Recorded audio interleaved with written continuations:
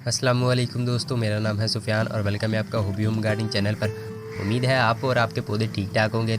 तो आज की इस वीडियो में मैं सभी तरह के कंपोस्ट के बारे में बात करने वाला हूँ। आपने मेरी वीडियोस में अक्सर सुना होगा कि आप वर्मी कंपोस्ट इस्तेमाल कर लें, काउडंग कंपोस्ट इस्तेमाल कर लें, लेकिन मैंने इनके ऊपर डिटेल्ड वीडियो नहीं बनाई।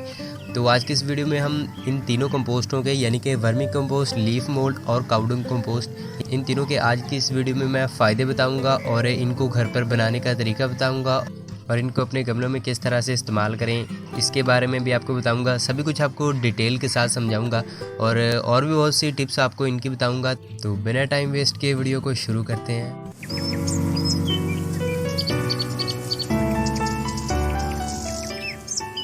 सबसे पहले मैं आपको शॉर्टकट में बता देता हूँ कि कंपोस्ट क्या होते हैं। वर्मी कंपोस्ट जो होता है, या जिसे इसे केचुआ खाद भी बोला जाता है, अर्थवॉर्म यानी कि केचुओं से बनती है।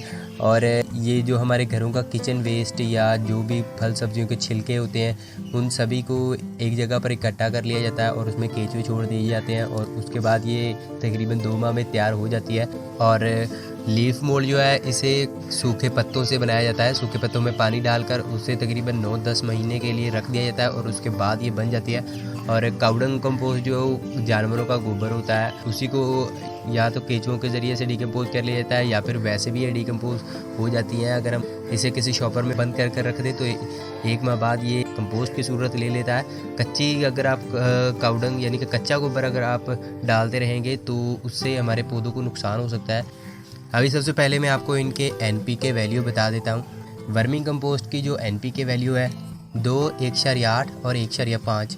लीफ मोल्ड की NPK वैल्यू 2.2, 8 और 1.6 होती है। और काउडंग कंपोस्ट की NPK वैल्यू 3, 2 और 1.5। और अभी मैं कुछ थोड़ा डिटेल के साथ आपको समझाता हूँ। इनके काफ़ी सारे फ़ायदे मिलते जुलते हैं, यानी कि कुछ ऐसे फ़ायदे हैं जो कि हम इन तीनों में से कोई सा भी यूज़ कर ले तो हमें वो वाला फ़ायदा होगा, और कुछ फ़ायदे हैं जो इनके अलग-अलग हैं। और पहले मैं आपको वो फ़ायदे बता देता हूँ जो कि इनके अलग-अलग हैं। तो पहले मैं आपको वर्मी कंपोस्ट के सभी तरह के फ़ायदे बताता हूँ।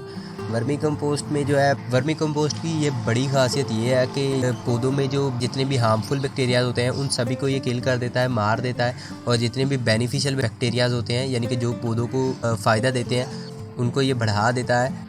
इसके अलावा वर्मी कंपोस्ट में ह्यूमिक एसिड होता है। अब आप पूछेंगे कि ह्यूमिक एसिड क्या होता है, तो ह्यूमिक एसिड जो हमारे पौधों की जो ब्रांचेस निकलती हैं, उन ब्रांचेस को ये लंबा कर देता है। लंबी लंबी यानी कि इसको डालने से ब्रांचेस निकलती हैं। इसके अलावा इसमें माइक्रो न्यूट्रिएंट्स काफ़ी ज़्यादा होते हैं, तो इसलिए फ्रूटिंग, जो हमारे पौधों को फ्रूटिंग होती है, मिर्ची या टमाटर या जो भी सब्ज़ी वाले या फ्रूट वाले पौधे होते हैं, उनको जो फ्रूटिंग होती है वो काफ़ी ज़्यादा होती है, उनकी तादाद काफ़ी बढ़ जाती है। और ये एक गर्म खाद होती है। और लीफ मोल्ड जो है, ये एक ठंडी खाद होती है। अगर आप लीफ मोल्ड को सीडलिंग मिक्स में इस्तेमाल कर लेते हैं, अगर आप मिट्टी में इसका इस्तेमाल करते हैं, तो उससे आपको जर्मिनेशन रेट काफ़ी अच्छा मिलेगा। बीजों के मरने के चांसेस काफ़ी कम हो जाते हैं, क्योंकि जब हम ये जो गर्म खादें हम डालते हैं जब अपने सीडलिंग मिक्स में, तो वो जब बीज अगर ज़्यादा मिट्टी के नीचे चला जाए तो हीट होने की वजह से बीज गल जाता है। जबकि लीफ मोल्ड के साथ ऐसा नहीं है, ये बीज को गलने से काफ़ी हद तक बचा देता है। इसके अलावा लीफ मोल्ड से ज़्यादा और जल्दी फ्रूटिंग होती है। अगर हम ये वाले फर्टिलाइज़र यूज़ करते हैं जो कि गर्म खादें हैं, अगर हम इनको यूज़ करते हैं तो पौधे की ग्रोथ काफ़ी अच्छी चलेगी, बट उससे फ्रूटिंग थोड़ी लेट होगी। लेकिन लीफ मोल्ड के साथ ऐसा नहीं है, ये फ्रूटिंग इससे काफ़ी जल्दी भी होती है और ज़्यादा भी होती है। इसके अलावा अक्सर लोगों का सवाल होता है कि हमारे पौधों के ऊपर फूल तो आ रहे हैं लेकिन फ्रूट नहीं लग रहा, यानी फूल जो है वो खुश्क होकर गिर जाते हैं। तो लीफ मोल्ड उनके इलाज के लिए काफ़ी अच्छा है। इसे मल्चिंग के तौर पर भी इस्तेमाल किया जाता है। अगर हम पौधों के ऊपर इसकी एक लेयर बना दें, गर्मी के दिनों में जब काफ़ी ज़्यादा धूप हो जाती है, काफ़ी ज़्यादा गर्मी हो जाती है, डायरेक्ट सनलाइट जब पौधों के ऊपर आती है, मिट्टी के ऊपर पड़ती है, तो मिट्टी के नीचे जो जड़ें होती हैं वो हीट होकर गलना स्टार्ट हो जाती हैं। तो अगर हम मिट्टी के ऊपर ये बिछा दें, जैसा कि मैंने बताया कि ये एक ठंडी खाद है, तो हमारे पौधे गर्मी से काफ़ी हद तक बच सकते हैं। और तीसरे नंबर पर काउडंग कंपोस्ट, ये इन तीनों में से सबसे ज़्यादा गर्म खाद होती है, क्योंकि इसमें नाइट्रोजन की मिकदार काफ़ी ज़्यादा होती है। और इसलिए इसमें हीट बहुत ज़्यादा होती है। इसका यूज़ आपने थोड़ा सा एहतियात से करना है, इसका थोड़ा ओवर यूज़ हो जाए तो पौधे के मरने के चांसेस होते हैं। और दूसरी बात यह कि इसे बहुत ज़्यादा गर्मी के दिनों में मस्त इस्तेमाल करें। जो काउडंग कंपोस्ट को बहुत ज़्यादा गर्मी के दिनों में, जब यानी कि जून जुलाई के माह में जब बहुत ज़्यादा गर्मी होती है, उन दिनों अगर हम इसका इस्तेमाल करेंगे तो हमारे पौधों के पत्ते बर्न हो सकते हैं। काउडंग कंपोस्ट का इस्तेमाल करने से पौधे के पत्तों के ऊपर काफ़ी शाइनिंग आ जाती है। हाउस प्लांट अगर आपने रखे हुए हैं तो उसमें ये काफ़ी काम करता है। जितने भी पत्ते देने वाले पौधे हैं उनके लिए ये काफ़ी बेनिफिशियल है। ये पौधे की ग्रोथ के लिए बहुत ही अच्छा होता है। मैं पौधे की बात कर रहा हूँ, ना कि फ्रूटिंग की। फ्रूटिंग और फ्लावरिंग के लिए ये काम अपना करेगा, लेकिन कम करेगा। और जो पौधे की ग्रोथ होगी उसकी बढ़ोतरी के लिए काफ़ी अच्छा रहेगा। अक्सर जो मैंने पहले बताया कि लोग कहते हैं कि हमारे फूल नहीं आ रहे, वो इसी वजह से कई बार होता है। यानी कि हम काउडंग कंपोस्ट उसमें इस्तेमाल कर रहे होते हैं और जब वो पौधे की ग्रोथ काफ़ी अच्छी चल रही होती है तो हमें लगता है कि पौधा काफ़ी अच्छा ग्रो कर रहा है, लेकिन उसे फ्रूट लगने के लिए न्यूट्रिशन नहीं मिल रहा होता। तो इसलिए ये भी एक वजह होती है। इसलिए जब पौधे ने फ्रूटिंग पर आना हो तब आप काउडंग कंपोस्ट का कम इस्तेमाल करें। ये ऐसे पौधों के लिए, जैसा कि मैंने बताया, कि सबसे बेस्ट होता है जो पत्ते देने वाले पौधे हो, ना कि फूल या सब्ज़ी वाले पौधों के लिए ये काम करता है, लेकिन कम करता है। अगर उनकी ग्रोथ नहीं हो रही तो आप इसको डालकर उनको थोड़ी स्पीड को बूस्ट कर सकते हैं। अभी मैं आपको कुछ ऐसे फ़ायदे बताता हूँ जो कि इन तीनों में मौजूद होते हैं। यानी कि अगर हम तीनों में से एक भी यूज़ कर लें तो हमें वो वाले फ़ायदे होंगे। सबसे पहला फ़ायदा तो ये है कि इनसे मिट्टी नरम हो जाती है। अगर आप ऐसे इलाके में रहते हैं जहाँ पर मिट्टी काफ़ी सख्त होती हैं, और वैसे भी हम जो कंटेनर गार्डनिंग करते हैं, जो गमलों में पौधों को उगाते हैं, उनको तो पता ही होगा कि गमले में पौधे को नरम मिट्टी सबसे ज़्यादा अच्छी लगती है। तो इसलिए ये मिट्टी को नरम करने के लिए काफ़ी मदद करते हैं। इसके अलावा केमिकल खादें जो होती हैं वो लिमिटेड होती है। यानी कि अगर हम उनको अपने पौधों में डाल देते हैं तो एक अरसे के बाद वो ख़त्म हो जाती है, उनका असर ख़त्म हो जाता है उसमें। लेकिन ये लॉन्ग टाइम के लिए चलते रहते हैं तीनों ही। ख़ास तौर पर लीफ मोल्ड ये सबसे ज़्यादा देर तक चलता है। ये तीनों ही लॉन्ग टाइम के लिए एक बार हम डाल दें तो काफ़ी अरसे तक, अगर हम मिट्टी में खाद ना भी यूज़ करें तो ये चलते ही रहते हैं। इससे हमारे पौधों को न्यूट्रिशन मिलती रहती है। इसके अलावा केमिकल खादों का थोड़ा बहुत ही ओवर यूज़ हो जाए तो उससे पौधा बर्न हो सकता है हमारा, लेकिन इनके साथ ऐसा नहीं है। अगर हम इनका थोड़ा बहुत ओवर यूज़ कर लेते हैं, बहुत ज़्यादा नहीं, थोड़ा बहुत ओवर यूज़ कर लेते हैं तो कोई चक्कर नहीं है। इसके अलावा इनमें वाटर होल्डिंग कैपेसिटी होती है। यानी कि जो हम पौधों में पानी डालते हैं उस पानी को ये जज़ब कर लेते हैं अपने अंदर और ज़रूरत के हिसाब से पौधे को देते रहते हैं। और जैसा कि मैंने आपको पहले बताया कि ये मिट्टी को नरम बना देते हैं, तो इसलिए ये जब मिट्टी नरम बन जाती है तो ये ड्रेनेज को भी काफ़ी अच्छा कर देते हैं। जब हम पौधों में पानी डालते हैं तो जो ज़्यादा पानी हो जाता है, फालतू पानी होता है, उसको वो ड्रेनेज होल के ज़रिए बाहर निकाल देते हैं। और एक और इनका फ़ायदा ये है कि अपने अंदर न्यूट्रिशन को खींच कर रखते हैं, अपने अंदर जज़ब करके रखते हैं। केमिकल खादों के साथ क्या होता है कि जब हम अपने पौधों में डालते हैं और ऊपर से पानी डालते हैं तो वो पानी के साथ हल हो जाती है और ड्रेनेज होल से वो फर्टिलाइज़र जो हमने डाला होता है वो भी साथ ही बाहर निकल जाता है, लेकिन पानी के साथ। लेकिन इनके साथ ऐसा नहीं है, ये अपने अंदर न्यूट्रिशन को जज़ब करके रखते हैं। यानी कि खाद पानी के साथ ड्रेनेज होल से नहीं निकलती। और वर्मिंग कंपोस्ट को बनाने के मतलब मेरी एक डिटेल्ड वीडियो मौजूद है, आप चाहें तो मेरी वो वीडियो देख सकते हैं कि उसमें मैंने काफ़ी डिटेल से समझाया था। उसमें वीडियो का लिंक मैं डिस्क्रिप्शन में दे दूंगा। और लीफ मोल्ड के ऊपर भी मेरी एक वीडियो मौजूद है, आप उसका लिंक भी मैं डिस्क्रिप्शन में दे दूंगा। इसको बनाना भी काफ़ी ईजी है। काउडंग कंपोस्ट के ऊपर भी मैं एक जल्द ही डिटेल के साथ बनाऊँगा वीडियो हो सकता है कि थोड़ी सी लेट आए, क्योंकि मैं बनाकर उसकी अपडेट भी मैं उसी वीडियो में दूंगा, तो इसलिए थोड़ी सी वीडियो लेट हो सकती है। अभी मैं आपको कुछ चीज़ें इनके बारे में बताता हूँ जो कि आपको पता होनी चाहिए अगर आप एक गार्डनर हैं तो।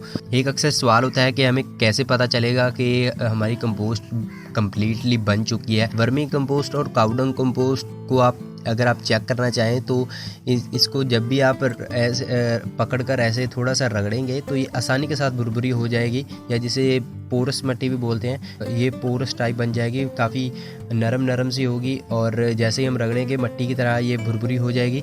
और दूसरी बात ये कि इनमें से किसी किस्म की कोई भी स्मेल नहीं आएगी जब ये कम्प्लीटली बन जाएगा। अगर स्मेल आ रही है तो आप समझ लें अभी ये कम्प्लीटली बना नहीं है, अभी कच्ची है। जिस तरह की मिट्टी की थोड़ी थोड़ी स्मेल होती है वैसे ही इसमें से थोड़ी थोड़ी सी आएगी, बाकी कोई नहीं आएगी। और एक लीफ मोल्ड के साथ भी ऐसा ही है कि इसमें से कोई स्मेल नहीं आती, बट ये अगर आप इसे हाथ पर रख कर रगड़ेंगे तो ये हो सकता है ना भुरभुरी हो पाए, क्योंकि दुकानों में जो सेल करते हैं वो क्या करते हैं कि वो इनको डिकम्पोज तो कर लेते हैं लेकिन बाद में ग्राइंड करके सेल करते हैं। लेकिन जो हम घर पे बनाते हैं वो जब कम्प्लीटली बन जाती है वो बिल्कुल पाउडर फॉर्म में नहीं आती, वो पत्ते वैसे ही उसमें दिख रहे होते हैं, हमें लगता है कि अभी कच्ची है लेकिन वो कच्ची नहीं होती, लीफ मोल्ड हो जाते हैं बट वो हमें पाउडर फॉर्म में नहीं मिलते। एक और बात कि जो दुकानों में कंपोस्ट सेल करते हैं वो क्या करते हैं कि वो आधी कंपोस्ट को डिकम्पोज करते हैं और आधी को वो ग्राइंड करके सेल कर देते हैं। आपने थोड़ा सा जब बाज़ार से आप ख़रीदें तो आपने थोड़ा सा ध्यान से ख़रीदना है और कंपोस्ट आप वही इस्तेमाल करें जो कि कम्प्लीटली डिकम्पोज्ड हो, क्योंकि जब कंपोस्ट डिकम्पोज होती है तो अपने आसपास की सारी ऑक्सीजन ले लेती है, अपने अंदर खींच लेती है। तो जब हम कच्ची कंपोस्ट अपने पौधों में डालेंगे तो हमारे पौधे के हिस्से की भी ऑक्सीजन अपने अंदर खींच लेगी, तो उससे हमारे पौधे की जान जा सकती है। और घर पर भी बना रहे हैं तो उसे कंप्लीट डिकम्पोज करके ही अपने पौधों में डालें। थोड़ी बहुत कच्ची होगी तो चलेगा लेकिन बहुत ज़्यादा कच्ची नहीं रहनी चाहिए। और एक और बात कंपोस्ट के मतलब कि इन्हें कभी भी खुश्क नहीं होने देना आपने, थोड़ा सा मॉइस्चर इनमें होना चाहिए लेकिन बिल्कुल ड्राई, बिल्कुल खुश्क नहीं होने देना आपने इनको। अगर ये खुश्क हो जाते हैं तो इनमें से बहुत सारे बेनिफिशियल बैक्टीरियाज होते हैं वो मर जाते हैं और इनका असर तकरीबन 2 गुना कम हो जाता है। तो इसलिए कभी भी इनको खुश्क मत होने दे, थोड़ा सा मॉइस्चर इनमें मौजूद होना चाहिए जहाँ पर भी आप रखें। इसके अलावा अगर इनको कंपेयर करा जाए कि इनमें से कौन सी कंपोस्ट सबसे अच्छी है और कौन सी नंबर 1 पर आती है, तो सबसे पहले तो लीफ मोल्ड जो कि मेरी फेवरेट भी है, ये नंबर 1 पर है। ये ठंडी खाद होती है और इसका ओवर यूज़ भी ज़्यादा नुकसान नहीं देता हमारे पौधों को। और दूसरे नंबर पर है वर्मी कंपोस्ट और तीसरे नंबर पर है काउडंग कंपोस्ट। एक और सवाल जो अक्सर होता है कि क्या हम इनको मिक्स करके यूज़ कर सकते हैं, तो भाई लोग काउडंग कंपोस्ट और वर्मी कंपोस्ट जो है इनको अगर आप मिक्स करते हैं तो कोई नुकसान नहीं देगा, ये फ़ायदेमंद है दोनों ही। अगर हम इनको मिक्स करके यूज़ करते हैं तो कोई चक्कर नहीं है, लेकिन आप लीफ मोल्ड को इनमें मिक्स करके नहीं यूज़ कर सकते क्योंकि लीफ मोल्ड एक ठंडी खाद है और ये दोनों ही गर्म खाद होती हैं। तो जब गर्म खाद और ठंडी खाद अगर हम अपने पौधों में डालेंगे तो पौधे की ग्रोथ एकदम से रुक जाएगी, इस तरह रुकेगी कि रुकने के बाद वो आहिस्ता आहिस्ता पौधे के पत्ते ढीले पड़ना शुरू हो जाएंगे और देन वो पीले होकर गिर जाएंगे और आहिस्ता आहिस्ता हमारा पौधा भी मर सकता है। अगर इंसान भी अगर आप चाय के साथ कुल्फ़ी खाने लग जाएंगे तो ज़ाहिरी सी बात है इंसान भी बीमार हो जाते हैं, तो इस तरह से पौधे भी बीमार हो जाते हैं। तो इसलिए लीफ मोल्ड को किसी में भी मिक्स कर मत यूज़ करें। और इनको अगर आपने इकट्ठा यूज़ करना भी है तो दरमियान में 25 दिन का वक्फा रखें, यानी कि अगर आपने इनमें से एक कंपोस्ट अगर आपने आज डाली है तो उसके 20 या 25 दिन के बाद लीफ मोल्ड को यूज़ करें। इन चीज़ों के अलावा एक और बहुत इंपॉर्टेंट बात मैं आपके साथ शेयर करना चाहता हूँ कि मैंने देखा है कि बहुत से लोग सब्सक्राइब किए बिना वीडियो देखते हैं, तो भाई लोग सब्सक्राइब कर दिया करो, आपके कौन सा पैसे लगते हैं। अभी मैं आपको इनको इस्तेमाल करने का तरीका बताता हूँ। इनको इस्तेमाल करने का तरीका सेम ही है, मैं आपको एक का तरीका बता देता हूँ कि आप काउडंग कंपोस्ट को हम लेते हैं और अपने पौधों में डाल कर देखते हैं। जो बड़े पौधे हों इस तरह के, उनमें आप इसकी एक मुट्ठी लेकर इस तरह से उसके ऊपर एक तकरीबन कह लें कि आधे इंच की लेयर बना देनी है, आधे या उससे कम इंच की, इस तरह के बड़े पौधों में। और डालने के बाद आप गोड़ी कर दिया करें। गोड़ी करने से फ़ायदा ये होता है कि उससे जड़ें जल्दी अब्जॉर्ब कर लेती हैं खाद को। इसके अलावा गोड़ी करने से मिट्टी में एयरेशन भी काफ़ी बढ़ जाता है। छोटे गमलों में भी आप जो सीजनल प्लांट हो उनमें भी आप, जैसे कि मैंने पहले बताया, कि तकरीबन आधे से कम इंच की लेयर बना दें इसके ऊपर। और दूसरी बात ये कि आप डालने के बाद फ़ौरन पानी डाल दें। हमारे यहाँ काफ़ी बारिशें हो रही हैं तो मिट्टी पहले से काफ़ी गीली है, इसे डालने के बाद फ़ौरन पानी डाल दें, क्योंकि अगर इसमें कंपोस्ट पड़ा रहा तो जैसा कि मैंने आपको पहले बताया कि वो इसमें पड़ा खुश्क हो जाएगा और खुश्क होने के बाद उसमें उसका असर काफ़ी कम हो जाता है। और जो बहुत ज़्यादा छोटे पौधे हों, जैसा कि ये मेरे टमाटर के कुछ छोटे छोटे से पौधे हैं, अगर इस तरह बहुत ज़्यादा छोटे पौधे हों तो उनके आपने बिल्कुल उनके तने के करीब नहीं डालना, यहाँ पर थोड़ा सा हट के डाल देना है। इनमें आपने इस तरह से थोड़ा थोड़ा सा ही डालना है, बहुत ज़्यादा नहीं डालना। फूलों वाले जो छोटे सीजनल प्लांट्स हैं उनमें भी आप इसी तरह से थोड़ा थोड़ा सा इस तरह से साइडों में थोड़ा थोड़ा डाल दें, बिल्कुल हुड के करीब मत डालें। और देन आप उसके यहाँ पर गोड़ी कर दें इनके साइडों में। तो अगर वीडियो पसंद आई हो तो लाइक कर दें और गार्डनिंग के मुतालिक इसी तरह की इन्फॉर्मेटिव वीडियोस को देखने के लिए हमारे चैनल को सब्सक्राइब कर लें और बेल आइकन को भी दबा लें। अब चलता हूँ, फिर किसी नई वीडियो के साथ मिलेंगे। अल्लाह हाफिज़।